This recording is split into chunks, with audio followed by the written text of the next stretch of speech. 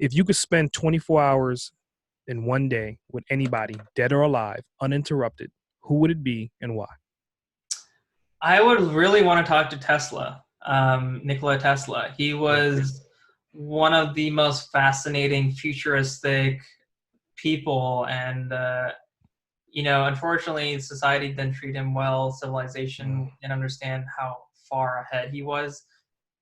And I don't want to say we're similar, but with my last company, we were building products that were way too ahead of their time. We're building a product right now that is definitely ahead of all of our so-called competitors and whatnot.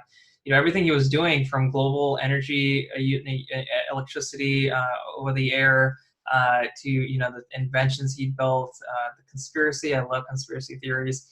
Of some of his inventions being taken out of national interest. It's just a lot of interesting stories that come out of his biography and his life.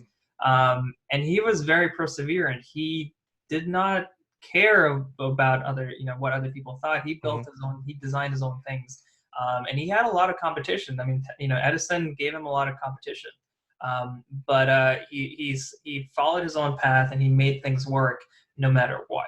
And he was definitely from the future. I think we're a better society and a civilization because of his inventions.